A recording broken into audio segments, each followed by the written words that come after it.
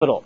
The stimulus bill allows banks to repay as long as they get permission from the primary regulator. There will be no private capital requirement. Once the bank repays the government, Treasury will liquidate the warrants it holds at the current market price. This all goes into effect once President Obama signs the bill. Back to you.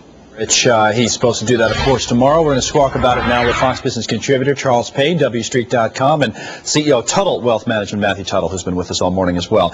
Now, I know Rich is reporting that there's that weakens the president's executive pay limits a little bit. But the other part of it is, as it came up yesterday in the Sunday talk shows, Charles, that the president supposedly now, the administration is wavering a little bit on this and saying, all right, we may sign this bill and then pull back on some of these executive pay limits, while members of Congress, Congressman Frank, certainly Senator Dodd, are saying, oh, wait a minute, we got to enforce these because we need these limits. What do you make of all this back and forth? Well, well, there's definitely the big issue here. One of the big issues, aside from the pay, is the power struggle amongst established Democratic leadership, whether it's Dodd, Nancy Pelosi, Harry Reid, Barney Frank, and the White House.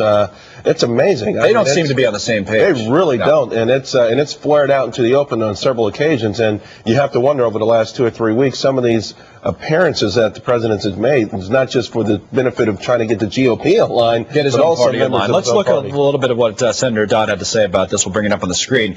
Saving the financial sector, Senator Dodd says, will never happen as long as the public perceives that there are people getting rich. Save their pay or save capitalism.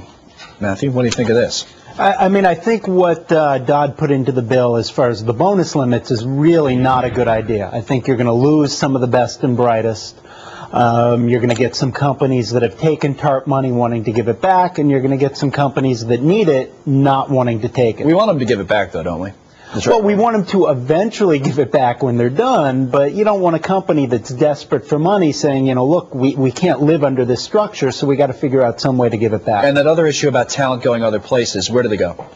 They go to companies that haven't taken TARP money. I mean, you could end up losing the best and the brightest, which you don't want to lose. You want the best and the brightest staying at these companies to help turn them around. Because they made this limit, they made these limits, Charles, stricter than we first thought. It's not just the executive. Sometimes it's just the high earner. So you can get a trader, as we know, on Wall Street that makes a lot more than, you know, $500,000 and a bonus that's a third of that. I mean, a multiple of that. Then now they have to adjust to a different world. But the world is different, isn't it?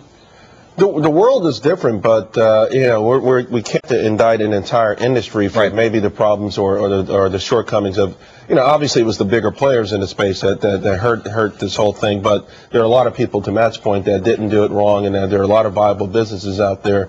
And obviously, to your point, you know, if you're a trader, you just pick up your book and move somewhere else because, you know, the average trader is making a lot more money than potentially $700,000 a year. So it's going to hurt the banks that it's intended to help, is the point. That is the crazy thing about it. And also the statement by Dodd about people and capitalism. He's got it so backwards. It's really crazy. And, you know, the fact of the matter is that people actually revel when they see other folks doing well, as long as they think they've earned the money. You know, I know, like in my old neighborhood, to hear that Jay-Z makes $100 million, people that's fine, right? They're not mad at Jay-Z. They're actually happy for him. You know, the same thing. I think obviously Wall Street went beyond the pale when it comes to greed. There's no doubt about that. But I think his correlation between pay and whether capitalism works or not, I think, is off base. Okay. Charles and Matthew, thank you very much. Guys, we appreciate that.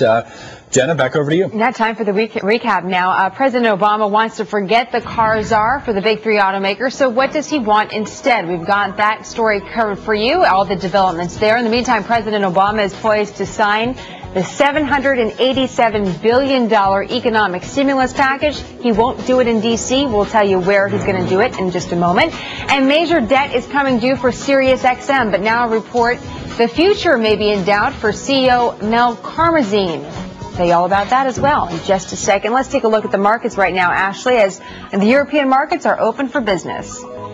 Yeah, they are, and you know what? We've been in the same range, Jenna, since the opening bell, down about 0.5% across here in across London and across the continent, both on the FTSE, the CAC, and the DAX. We're seeing a lot of weakness still in the banking stocks. There's renewed concerns there among a number of banks, and also the automakers today, Jenna, moving lower. In reverse, we should. Yeah, it's interesting. Yeah. Considering the news about the car czar, Ashley, if that's factoring it in at all, well, we can only speculate at this point. Let's take a look at our markets closer to home, at least light volume trading for futures, not really much to speak of, but down across the board right now. S&P 500 down about 0.5%. Take a look at oil as well. As we're following commodities, oil was down about 6% last week. It's also down a bit this morning. It was up earlier, though, so that's interesting.